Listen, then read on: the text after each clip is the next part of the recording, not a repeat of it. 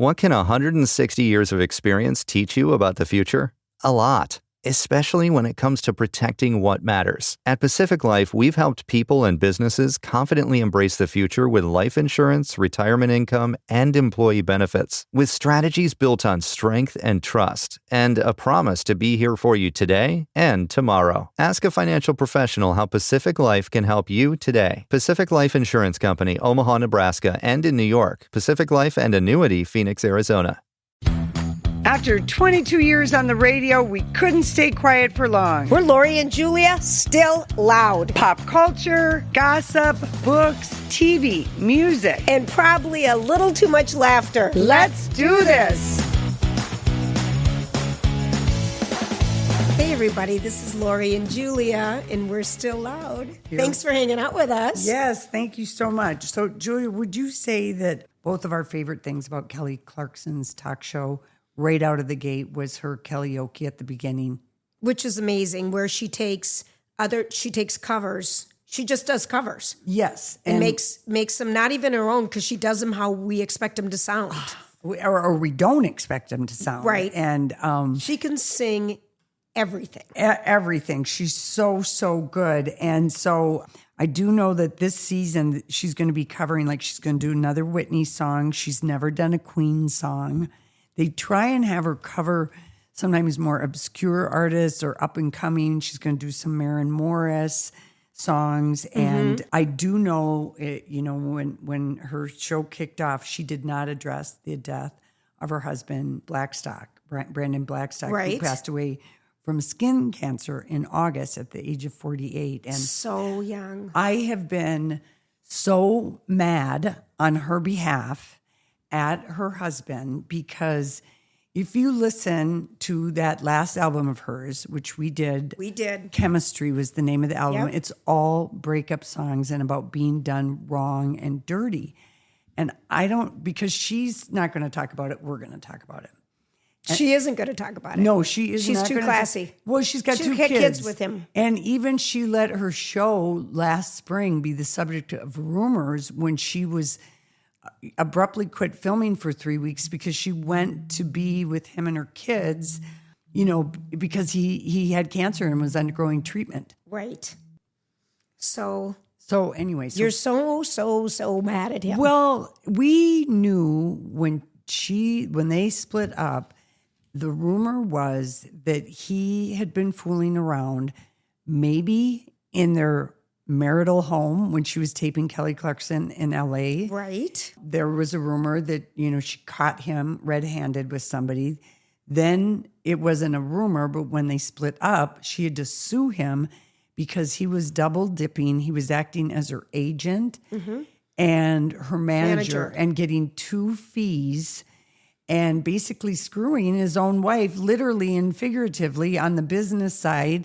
Then he's betraying her with his zipper and not keeping it in his pants. And no, it's true. And broke her heart. And then we knew that things were not good during COVID when she did her show from the one-room Montana Love Shack that they all slept in with all of the kids. And I can't imagine it was one room. It was probably like... Well, maybe, but it looked like a one-room cabin that maybe it was in a little outbuilding that she filmed in. But she busted him so bad that they just split up, filed for divorce, never said a thing, but the blinds were going crazy, the rumors were going crazy. And then, we just had her songs in Chemistry and listen to some of them. They are really pointed. Yes, they are. Really good. And that album didn't do very well, but we loved it.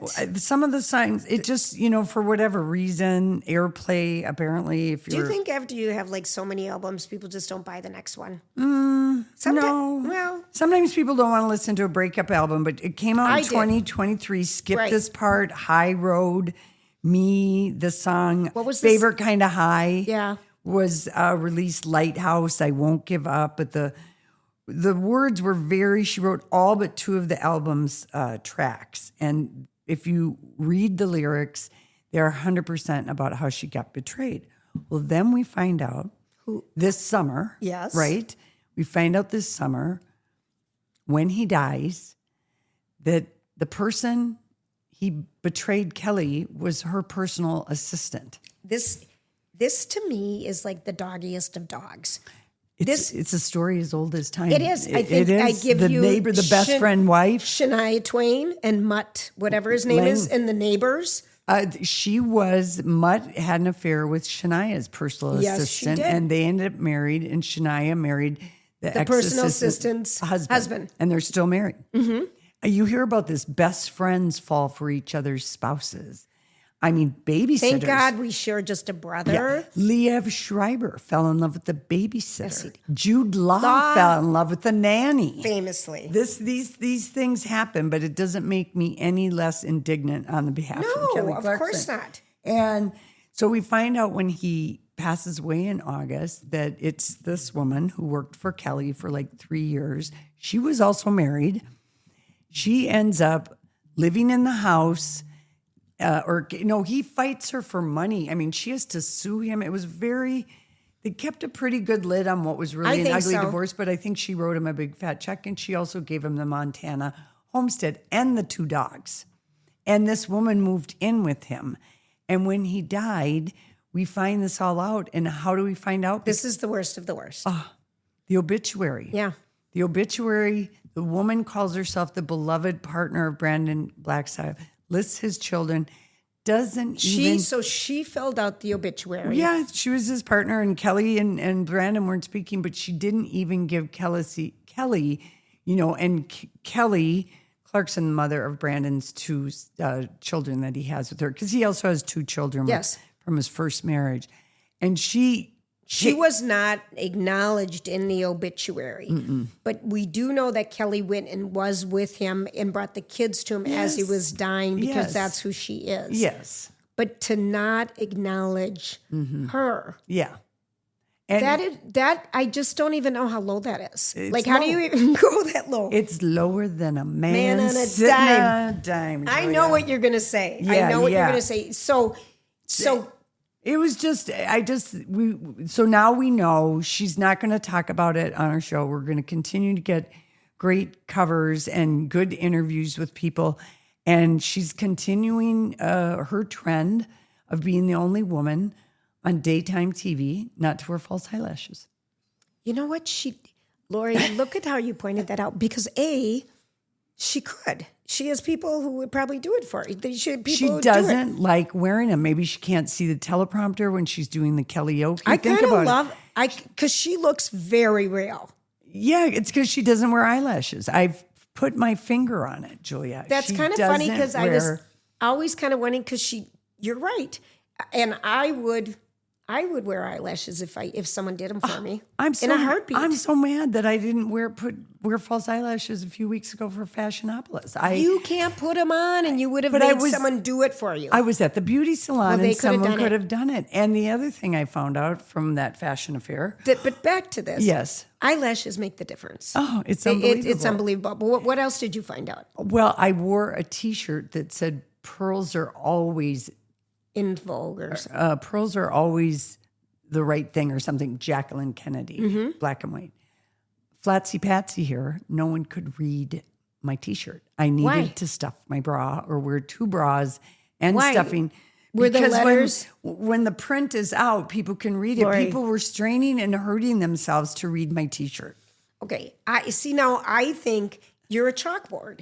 And so basically... No. It was too flatsy patsy because the T-shirt was kind of big. I cut out the neck wrong. I cut off the bottom. It was such a cute idea. Yeah, it was the execution. I could have done better. You could But my number one thing would have been wearing 2 bras and stuffing, using a pair of Casey socks. I double dare you to do that when we go to something soon. Oh. I want to see it. Because you didn't stuff today. I didn't stuff today. I'm a flatsy patsy. Mm-hmm. Just the laziest breasts in Minnesota. And in Minnesota, with an accent. That's right. The most Minnesota accent podcast in the world happening right here. So anyway, that was just, that was just sad too. It made me mad for Kelly. And then we find out it's the assistant. That's just the personal assistant. But it is the story as old as time. It is. In life, in life, and in the celebrity world. I mean, I know people. Imagine. I know people in my personal life where this has happened. I want to say who. Not naming any names. Okay. I don't want to get people mad at me so early I know. on in I know pod. the person, right? Possibly. Okay. Possibly that person is listening right now, and I'm winking at you. I'm blinking. Blink twice if you need help. The old Katie Holmes blink for getting out of Scientology. Blink, blink. No. Twice means yes. Once means no. Yeah. Well, I just would like her to be happy. I think she is. I think she is. I think she's got her hands full. She's been a single mom now. Yep. For, I don't know, 3 or 4 years. But who knows how long, Right. And so, she looks great, and I think she's having fun. And everyone, all the rumors about her hating her. New York, she was leaving the show to take her kids to be with their dad because he had like stage 4 melanoma skin cancer. Call your dermatologist. No kidding. And make an appointment today. Yeah. Mm-hmm. That's just too much. I feel like we said Dr. Jarvis, and he burned one of our first. We thought they were, what do we call them when we saw him? We tried to say they were beauty spots, and he corrected. They were like sun marks or age spots otherwise. Yes. And he was the first one to burn us. Yes. And give us Botox and give us the illusion of, wow. I'm not frowning. There is a name for that, the doing, highlighting your face before people expect you to do it. Because the average age, like for a facelift, was in the 60s, when a woman was in her 60s, and you're seeing women do it younger and younger. The Botox trend, younger and younger. Preventative, of course. Yeah. Of course, but he does such great work, and Dr. Jarvis works with Minneapolis Plastic Surgery. And they have a great skincare clinic. They do, and really do. Call for a consultation. I've got a friend who's going in next month for a brow lift and lower. Well, yeah. I mean, people want to call neck lifts, but they are It's a facelift. facelift. They are a facelift, and it's so excited. She'll be so happy. And he will just go make an appointment, find out what, he is so honest. And be prepared for the most handsome man you've ever seen. He's pretty handsome. Minneapolis Plastic Surgery. They have been around. He's been in the business. And one other cool thing about Minneapolis Plastic Surgery is all the facilities, the surgery facilities are on site. Yes. And that matters in your pricing and a lot of other things. Yeah. And so I wish Priscilla Presley had seen Dr. Jarvis. And before she pumped the oil into her face. Whatever she did, she turned white. Yeah. There was a thing. Remember, we used to think it was like people would put, Melanie Griffith would put Gore-Tex in her lip. Some people did do that. Lisa Rinna famously did that. And I think Meg Ryan did that when she changed her lip. But Priscilla Presley has been making the rounds over the last month for her book, Softly As I Leave You. And it's a picture of 1969 Priscilla in front of Graceland. And, I have and I think you do too, we have mixed feelings about Priscilla. Very mixed. But I will say this, when she wrote Elvis and Me, like 4 years after she and Elvis broke up, and remember, they famously leave the courthouse holding hands. Right. They did. Wait a second. I just need to pause. Of course, we're talking about Elvis. I know it. Of course. I know it. So in that book, she was the first person. So she not only saves Graceland, but she also is the person who lets the world know about his drug use, that he was 24 and she was 14 when they started dating. And, all these it was really considered a very scandalous book because she told so many things. Let it be known she left Elvis for her karate instructor, or his karate. I mean, it was really scandalous. It was scandalous. And then the floodgates open, and then, all kinds of people had their stories. So I'm not sure why she's telling this second book, Softly As I Leave You. Life After Elvis. It feels a little dated. Chapter 200. Yeah, exactly. Mm-hmm. But what I do know about Priscilla, Lisa died, obviously, when I was on my honeymoon, my second honeymoon, is that she tried to sue her business associates. And their names were Bridget something and someone something. So she tries to sue them for $1 million, okay? They are outraged, and then they countersue her for $50 million.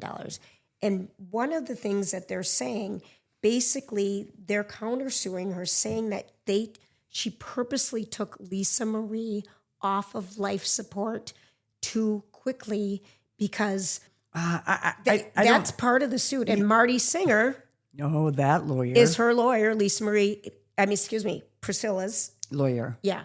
And he said this is preposterous, but there's a big lawsuit going out there. And it's I was reading about it in People magazine that when Benjamin Keough died by suicide, Lisa Marie's son, and Lisa Marie obviously was distraught and devastated. Did you read Lisa Marie's book that her daughter finished? Yeah, that was so hard to read and sad. Just sad. It really was. It was just sad. It was. And but that broke her heart. I mean, it's like the Presley family. Is there some curse? But Riley seems to have it all together. But this book to me feels like a money grab by Priscilla, and I'm wondering if the Church of Scientology is pressuring her for money. Because she is no longer, she used to make like $1 million a year from just being whatever title she had at Graceland. And then Lisa Marie got rid of her in that role. And Riley had to basically fight with her grandmother in court. Right. Because Riley is the recipient of Graceland Enterprises or Elvis Presley Enterprises, not, Priscilla's been shunted to the side. Yeah. I mean, she's the ex, she's the wife and the ex. I mean, she's made her whole life as Elvis. And I don't know. I just have mixed feelings about her. Such mixed feelings. And then, her son, Navarone, that she had, he's like 36 years old. He, I guess, is mentioned once in this book. Mm-hmm. Well, in the articles, he's mentioned a lot. Is he? And he's off of drugs. So the book that we saw, kind of the headlines were like, she was so upset that her daughter married Michael Jackson.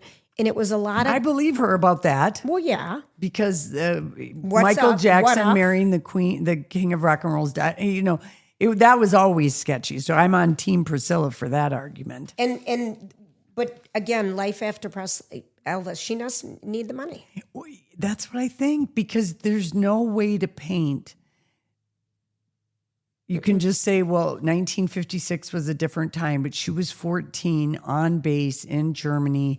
And of course, Elvis is there. He's 24, not 21, which I always wanted to believe, as if that made it better. And he just promised her mom and dad that he would not, take her virginity, or he would do nothing more than be a gentleman. And she moved to Graceland, when she was like 16 and went to an all-girls school while she lived under Elvis's. But they get married at 21, and 9 months later, Lisa Marie is born. So I think they did a lot of everything but. Do you think anyone will buy this book? Just hardcore, maybe Elvis fans.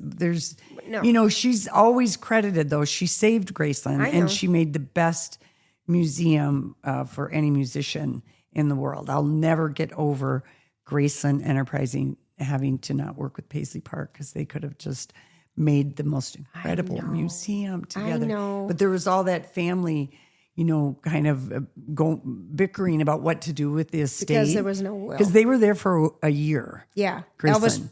Graceland Enterprise was helping Paisley Park. Yes, because Prince was like Elvis, and he was a real fashion person and employed an archivist, I guess, for many years, and switched out his furniture and smelled good, and he and Elvis have a lot of similarities, believe it or not.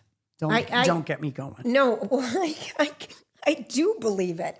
I do believe it. Okay, so.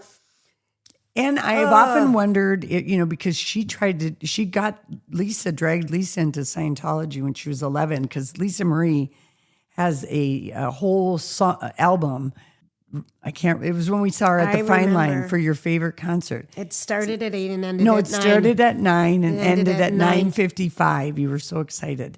At the Fine Line, and she was still married to the fourth husband, the father of her twins. But that was a scathing thing. The man with the hat. Yes, the Michael man with the hat. Yes, good memory. Thank you. And she writes a scathing album, and Lisa Marie gets dragged into Scientology by her mother, who's moved to Hollywood and wants to have a Hollywood career and become an actor. And I think the Church of Scientology helped her. She got on Dallas, Naked Gun. I mean, she was on Dallas for quite a long time. Yes, she was. She used to have a lot of steamy scenes with Patrick Duffy. Just go back. Who's now with Linda Pearl. In real life. Remember? In real life, Yes. yeah. So anyway, I think that she and Lisa Marie always had a very contentious relationship. And I'm Apparently, glad. according to the article, it really got bad when Lisa Marie divorced Michael Lockwood. And Priscilla took the side of Michael. Yeah. Okay, unacceptable. There we This go. is unacceptable. It just is. I mean, no matter what is going on with your daughter, but she's a Scientologist, so they don't think right. Okay, you said it here. Be careful. I know, careful. but I don't. No, it's their a different- thinking, it is. The thinking Yep. is don't get any help. Yep. And if you have addiction or you have things going on, I mean, you got to get help. And Elvis famously disparaged Scientology because they tried to get him hard, and he was like, "That place is a remember. cult." That place is a cult. Okay, Yeah. so did you ever know that Shailene Woodley and Lucas Bravo, Oh, from Emily in Paris, they were dating for like a year. they broke up? They broke up. Okay. Was it the long distance? I don't know what it was, but I didn't even know they were dating. Oh, I did. I was taking a nap. Yeah, you took a long I took a long- 68-week nap. I did. I took a long vacation, but also kept up on all my entertainment because I was like, she's had an interesting dating She life. has. And I don't know what happened to him between season 1 and 2 of Emily in fugly. Paris. Yes, he really did get Something fugly. happened in his pants. Something. I don't know what it was because he was so beautiful. I just think whoever his stylist was when they were doing press and doing the morning shows, He looked schlubby. he looked schlubby. Not like a Frenchman. No, I not didn't at see all. one nice blazer buttoned really tightly or a skinny pair of pants and a great pair of leather shoes. Maybe he gained weight, I don't know, but I also was shocked to find out that Emily in Paris is one of the most favorite shows for people to hate watch. In Paris? You mean No, Parisians? just everywhere. Why would you like to hate watch? It's so delightful. Well, there are people who find that delightful, fun to hate, to dislike and make fun of the ridiculous storylines. It's so perfect. Yeah, I mean, this is. It's But for fun. It's for fun. I can't think of anyone more delightful than that actress. She's so good. And then this next season, they filmed in Rome and Venice. Emily in Paris is on the road. We can armchair travel to those places. And then your gal, Nina Dobrev, Yes. and Shaun White split up. That really surprised me. I know. Here's my theory on that. He wanted kids and his family, and she didn't. Is that the story? That is the story. Really? She wanted to keep acting, and I'm wondering, what is she in? What is she in since Your Pretty Little Liars? No, she wasn't in what that. was She she was in Vampire Diaries. Oh. Yeah. No, she has not. Maybe she's got the Hallmark itch. Maybe she's getting offers to go do shows in Canada. You're so funny. No, wait. That's where they make all the I know. movies. You're so funny. Whoever knew there was a symptom. She's got the Hallmark itch. It is. It's where actresses and actors go sometimes just to have a good, steady gig. I love those Hallmark movies. Yeah. Give them to me. All of them. I love, love, love them. And then Kelsea Ballerini and Chase Stokes broke up. Kelsea Ballerini and Chase. Well, that was a rebound. She rebounded from her husband right into the hot arms of Outer Banks star Chase Stokes. So it was just the wrong timing. Wrong timing. It was a good love affair, though. And for that, mazel and God bless. Oh, gosh. You're Think of all the good orgasms that were had between those two. They always looked like they just had sex when they got on a red carpet. I felt it. You know what? They did. I agree with you 100%. So he was just, that was just a timing thing because he was the bridge from her husband. So it was always going to be a love affair, one of the things that I've gotten asked the most, except for when will you come back, on the air and kind of things like that, which we are on the pod. That's right, on the is pod. when I need to know what books to read. I need to know what shows to watch, but more importantly, I need to know what books to read. Are we going to be able to figure out how to have guests? Okay, now this is. Do you think? We will. Okay. So again, if The plan is to do that. Of course. Okay. And, we just have to learn how to do this part first. All of our book interviews that we've ever done are all posted. I know, I saw that. It's so great. So you could go back and read some old... Just go to Lori and Julia Still Loud, and they're all right there on the cloud. All right there. Kristen Hanna. They did such a good job posting all that. Yeah. We've talked to a lot of authors, and we've had a book club, not as long as Oprah, but longer than Reese, and longer than Jenna and Friends, like, and longer, probably since 2000. Sarah Stonich, These Granite Islands was our first author. And she's still writing. I guess she has an amazing new book out. We're gonna have guests. Yes, we are gonna have guests. Yes, and that's gonna come. We got to figure it out. I feel we got to figure out our buttons first, people. Okay, all right. Isn't that silly? I have a book review. I have 2 books reviews if you would like. So absolutely. Okay, so the author is Emma Rosenblum. Okay, and the book I just read of hers is called Mean Moms. She also wrote Very Bad Company and Bad Summer People. And she's become, now this is from, her publisher. Okay. She's become the queen of reads about wealthy East Coast women behaving badly. And this latest, Mean Moms, is no exception. It's silly, it's salacious, and it had some genuine twists.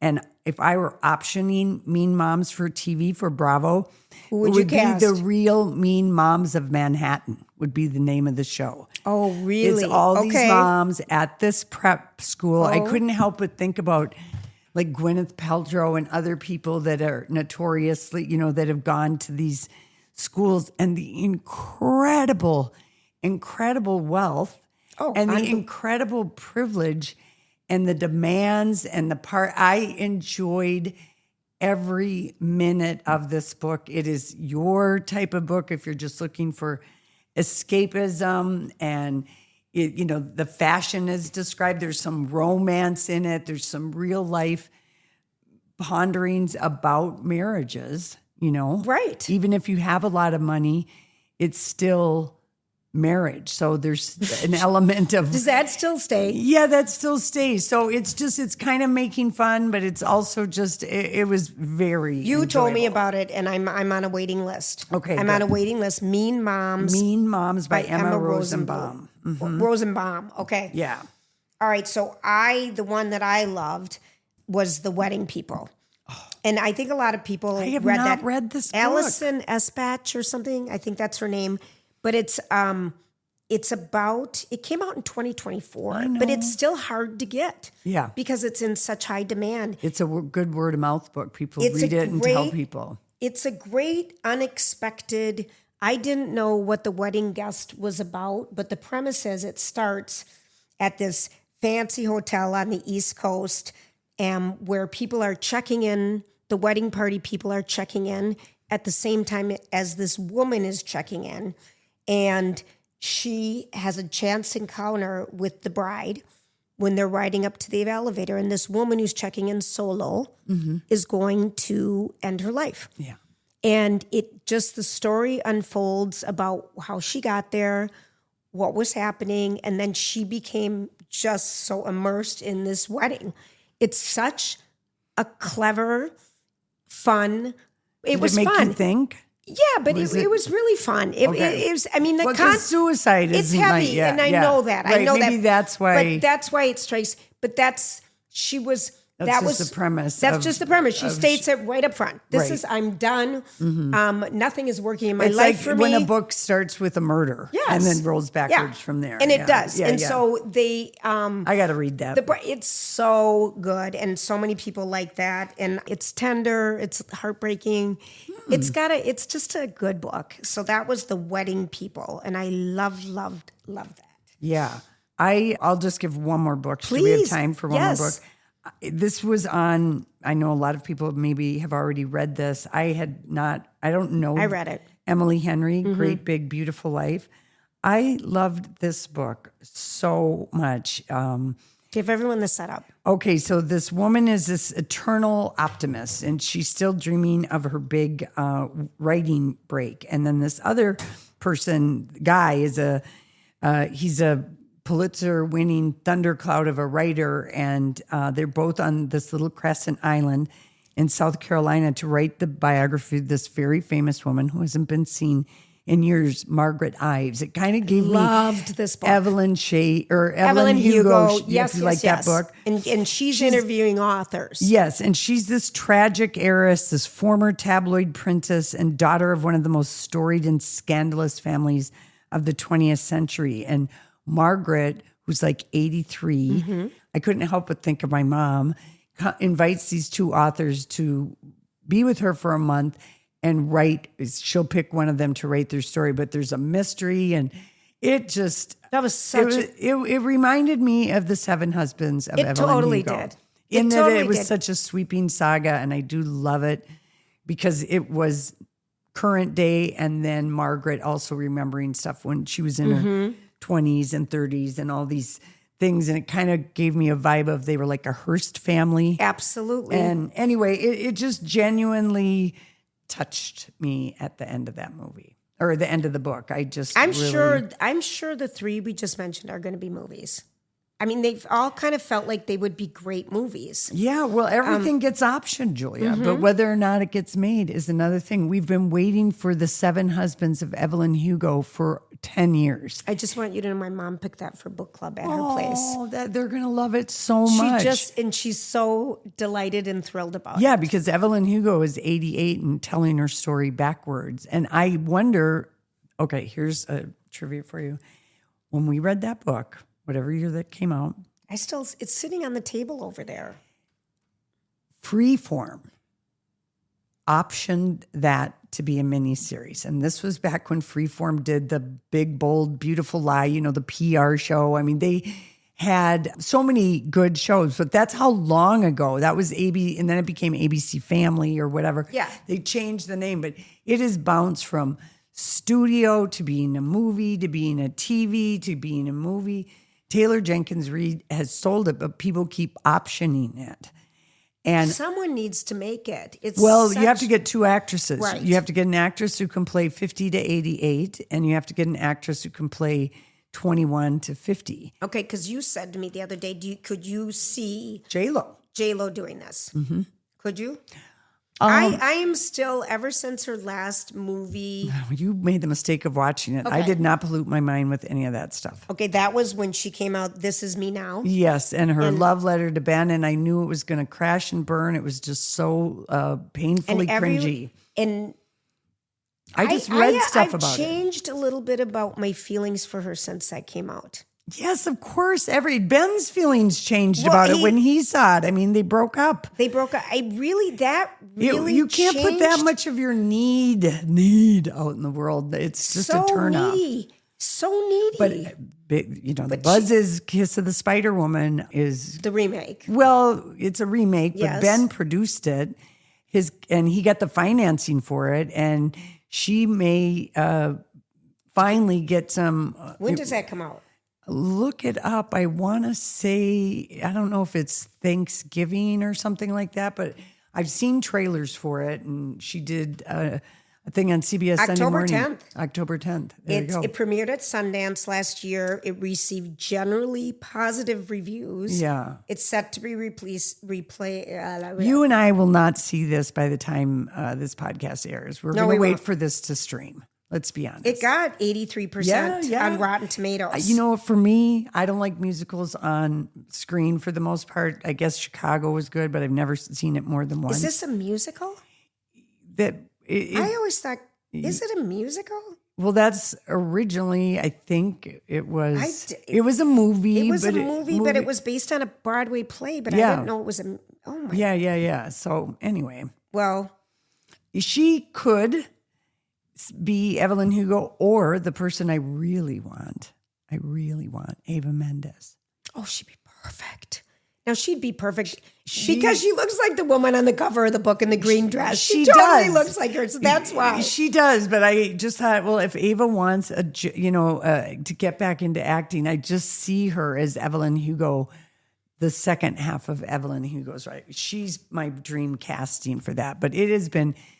That show has been kicked around. Taylor Jenkins Reid went off Instagram because she got so tired of people posting when is The Seven Husbands of Evelyn Hugo coming out. And what's the one by Kristen Hanna? The Nightingale. That still hasn't been made. Well, that was supposed to happen with Ellen Dakota Fanning in 2020. There's a couple books that are such great books. Do you think it's the casting? It's the casting and finding the money. It's always finding the money. I mean, it just the other book I read this summer that I quite enjoyed was Robert Evans, The Kid Stays in the Picture. Oh, and explain who he is, because that is one of the best TV shows too. Yes, The Offer is a show on Paramount Plus, and it is about the making of The Godfather. And Matthew Goody plays Robert Evans, who was a B-list actor in the maybe beginning of the 60s, but he ends up becoming head of Paramount. When Gulf and Wesson owned it, and we see in the Offer the whole making of The Godfather. But Robert Evans is a very interesting Hollywood character. And he was beautiful. And he was married to Ally McGraw. He put the green light on Love Story, which he got a rash of crap for. Because, I loved that. Right, but I mean... Where do I begin to tell this story? But, on paper, a college girl gets leukemia and dies, her junior year of college, and she falls in love with the waspy guy who's Ryan O'Neal, and she's from the poor side of the track. Ice skating. Yeah, it's this it doesn't sound like it's going to be good, but it was like the #1 box office movie in 1972. Huge international hit, and Robert Evans... all of a sudden, the way he wants to make movies, now he gets the green light to do The Godfather. He bought the book, the Mario Puzo book. He brought The Getaway, and he famously pairs Ally McGraw's wife with Steve McQueen, and she ends up having an affair with him because he's in New York overseeing The Godfather, and she's banging the hell out of Steve McQueen in the desert. Okay. And it's just... Okay, it's so... You guys, if you've never watched The Offer, it's on Paramount Plus. It's really good. It's so good. And Miles Teller's in it, who is fantastic. Yeah, he plays the producer. I can't think of his name. He just died last year at the age... Albert. At the age of 93, Albert. I can't think of his name. But anyway, Miles Teller is in it. Juno Temple is in it. It is a fantastic, fantastic show. Particularly if you love The Godfather, and particularly if you love anything Hollywood. It's just the best. Because of the stuff. But Robert Evans' book, The Kid Stays in the Picture, is this whole thing. And he's a salty writer.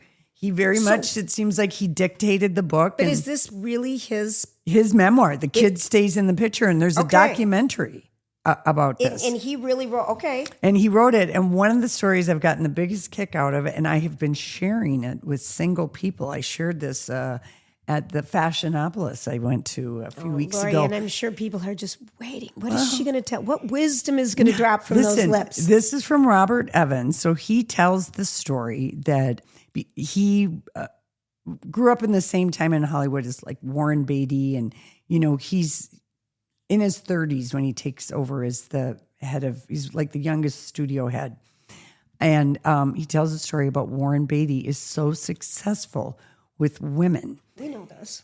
Right. We know this, but maybe not everyone remembers it or needs to be reminded. But he was so successful with women. And Robert Evans shares that one of the reasons he was successful is that when to all women, whether he knew them, didn't know them, just meeting them because he couldn't keep all the women straight in his mind, he would always say, "What's new, pussycat?" And stop it. I'm not even kidding you. That's why that has been on your mind. You've been saying that so much, ladies. So it's after reading this book. And it's a way, hey, what's new, pussycat? I mean, try new. What's new, pussycats? Because right away you're introducing pussy into the conversation. Oh, stop. No, I'm just saying this is what, and Warren Beatty, listen to this. It's so well known in Hollywood that this is his signature line that Woody Allen writes the movie What's New, Pussycat, based on Warren Beatty always saying that phrase, and came up with this whole story. Unbelievable. Uh-huh. Well, that's a great start for a movie. I mean, that you could spin a whole movie A out of that. whole movie off of that pickup line. Hey, what's new, pussycats? Anyway, there's just a little Hollywood news for you via a book or two. Well, we are so delighted. We have a new sponsor to our show, Lori.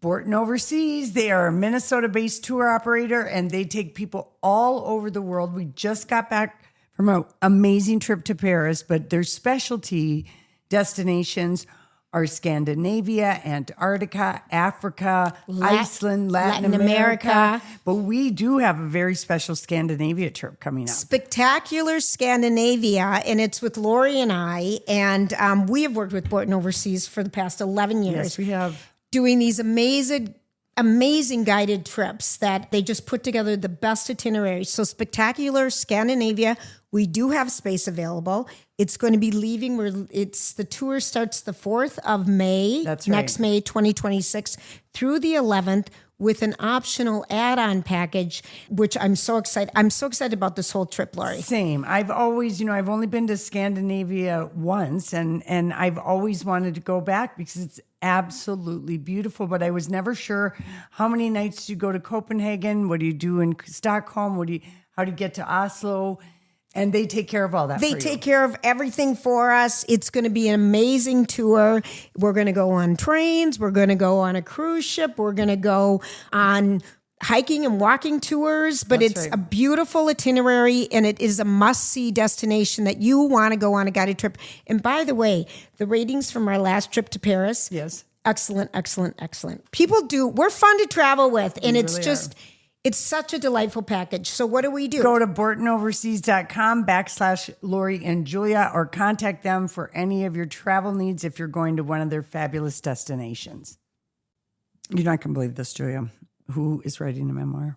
It even gives me a headache thinking about it. Wait. I don't even know who to guess. Yeah. That's such a bold statement. Yeah. Well, who was somebody that we used to make fun of on the radio who was married to somebody, and they had a reality show and they had 2 children together, and they quickly got divorced, and ambulances were called and postpartum was blamed and a conservatorship happened. And Cletus. That's right. Kevin Federline. K-Fed is writing a memoir. Who was married to Britney Spears and has 2 children with him. With her, excuse me. Yes. And child support has ended. Yes, we know that. The kids are over 18. No, they're over 21. He moved to Hawaii so he could get child support till 21. Jeez. Okay, but wait a minute, Lori. So he's writing a memoir. How does he not have an NDNA or a DNA or what do you call those? NDA. He's got DNA. I want a DNA NDA. Give me that one. Who knows? Who knows? I mean, Britney's dad was in charge of her career. I wouldn't be surprised if he... Had a soft spot. He just screwed. Did her dad ever die? No, her dad hasn't died. And you never read that book, The Woman in Me. It's so good, but I don't know that the movie's going to happen.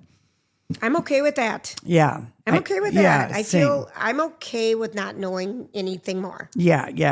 The book was And that was Britney's The Woman in Me. Yeah. So Kevin's book, now that child support is over, is a book on how to be a father. Oh dear. Especially when you get large sums of money so you don't have to work. Well, he does have 4 other kids, but yes, you're right. Does not work. Yes, what did he get paid? Like $25,000 a month or something way like more, that? Yeah. Something outrageous. But wait, tell me the title again. So the title of the book is You Thought You Knew. Okay. Which is a terrible title for a memoir. Not memorable at all. You thought you knew. So right away, he's letting us know that he's going to be all kinds of salacious. Yep. And he's going to tell us how to be a father? Yes. Okay. So Sam Asghari was coming out of a gym or something because Britney's ex-husband, the one she married right after her conservatorship ended. What was his name again? Sam Asghari. Oh, that's right. Oh, listen to me and stop putting on lipstick. My lips are dry. So he was caught by like TMZ coming out of a gym or something because he's really is trying to act and stuff. I know he is. And he is a fine looking dude. Yeah. Let's be honest. I don't understand. But he was asked, okay, what do you make of Kevin Federline writing a memoir called A Book on How to Be a Father? Oh, geez. And he said, well, and I'll quote him, he was a professional father, so it would be the first book that would tell you how to be a professional father. Shade. That is excellent shade. It is and he excellent was a shade. professional father because he had the first kids with Victoria, I think her name was. Okay. Or her name, she was, he's got children with three different women. Yeah. One was a volleyball player. And I think that's who he is still Yes, with. I do too. Yeah. Okay, but I love that because he was a professional father. And we only mean that in the way that that's what. Well, I mean, that's all he did. He did Brittany, dirty. Yes, he did. And he tried to say that he didn't, but he did. He shunned her when he went to New York and she had such bad postpartum. Yeah, well, her whole family did. Yeah. I mean, she got screwed by literally everybody in her life that she thought loved her. Yeah. So anyway, I expect that book to sell roughly 2,500 copies. Kind of as many as, who was the lady with John? Edwards? Yes. Yeah. I knew you would remember the blonde lady. Come on, I got to look it up. That's going to drive me crazy. Yeah. I knew you would remember John Edwards. His mistress. lover, they had a child together, and he was running for president. Yes, and he was. He was so privileged, he thought he would be able to he could get fixers to fix that, and it wouldn't come to light. Okay, I just have John Edwards. John Edwards' baby mama. Baby mama. Okay, Put wait a it second. that way. Yeah. But her name was, okay. She wrote a book, and maybe 2,500 copies were sold. Yes, and she self-published. Come on, what's her name? I don't know. Rial Hunter. She was the videographer who had the affair, and their daughter was Frances Quinn, and the National Enquirer exposed the story. They had the photos at the hotel. Yes, they do. Oh, geez. I mean, it was so rookie. In 2007, John Edwards was campaigning with his wife, Elizabeth, who was battling cancer. That's right. And the National Enquirer reported about the affair. Oh, and Elizabeth was on all the talk shows, and she died. Oh, of course she died. She was lovely, but is this Rial Hunter out there still? Yes, she is, Julia. You're basically reinventing vintage scandal right now, talking about this. But I forgot about it because that was the other book. Like, why would anyone buy that book? I know. Ever. Who would want to read it?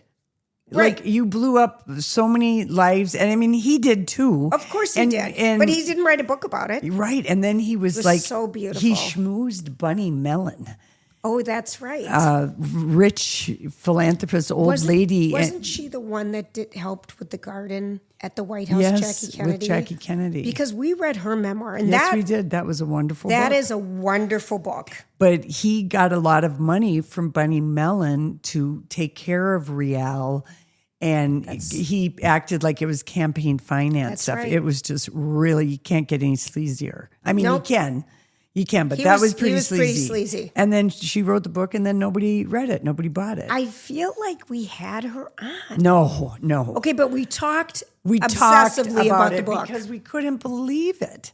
Like, who cares? Who wants to know anything about you? Well, we were, we wanted to know. I mean, it was in the news. But not enough to read her book. Not enough to read her Never. book. Just like Kevin Federline, I don't want to know anything about you thought you knew because we don't care what we knew. I don't care that you played golf obsessively and raised your children and never had to work. Yeah, you were not a nice man to the mother of your children. Yeah, you were her backup dancer. Yeah. And the minute that they bought into that reality show Chaotic. Oh, that was so bad. We watched every second of it. Britney Spears and Kevin, it was horrible. And the same with Bobby Brown and Whitney Houston. A lot of bad when to do reality shows when you're back in the dysfunctional mid-2000s. marriages. Yeah, well, they were just dating. They were just dating. Right. But remember, everyone thought they were going to be Paris Hilton and Nicole Richie, A Simple Life. They thought it was just going to be that kind of fun. You wanted to be them. Oh, Julia, of course. Well, we kind of are. Are we? Or we Not were. really. I don't know. No. We don't know what we are. That's hot. Yeah, we're in chapter 4. That's all we know.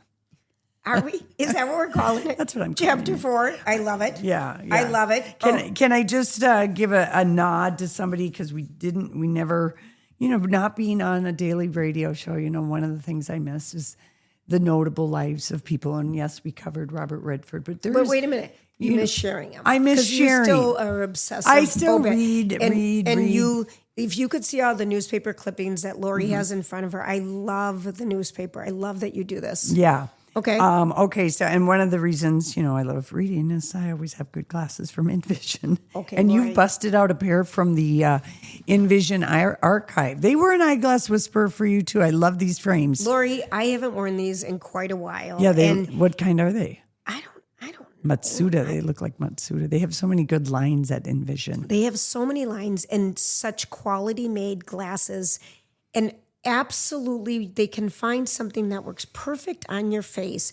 And every time I go in, I want to pick out things that you get because I think they're so edgy and cool. Yeah. They're like, nope, that doesn't work on That you. It's too doesn't- big. I've got this. I do got the this. same thing because I have a small bridge. But I mean, You've got the small bridge. I've got the small face. it's a statement piece that's worth investing in. That's what we're saying. And InVision with 4 locations, they can help you. And we have worked with them a long time. We know what we're talking about. I don't know that we've ever trusted anyone else to help us pick out our glasses besides InVision, Distinctive Eyewear. Absolutely love them. Okay. Tell them Lori and Julia sent you. Please do. Okay, so the person who I wanted to acknowledge, because as we were getting ready in the weeks leading up to this podcast, sometimes I would think, what is my theme song right now?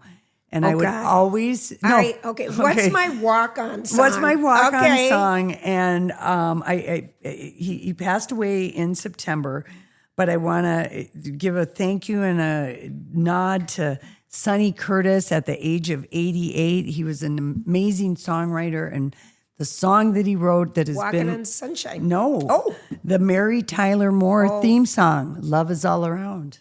He wrote that song. I just think that is one of the most iconic Yes. TV songs ever written. And I mean, I was playing that like all summer. Throwing up your beret. You kind of Your just Tam. feeling, Your Tam. feeling that way about the podcast. And, Casey would ask me, are you sure you want to do that? I'd be like, yes, I do. And that was my kind of, and then he passed away 88, which the good long life, but Sonny Curtis is the name of the man. I'm obsessed with something I just said, and I just want to know if I'm right. Is a tam a beret with a ball? Yes, very good, Julia. A tam is a beret with a ball. Okay, because I'm just that tam word came out of nowhere. I was really- I kind of should have impressed d- with myself, I so I really- just needed to stop you and say, Yes. wow. I want to back up and say I am very appreciative of the fact that you reached into your ADHD brain and Thank pulled you. out tam. Because that's pretty darn good. Because it was a tam.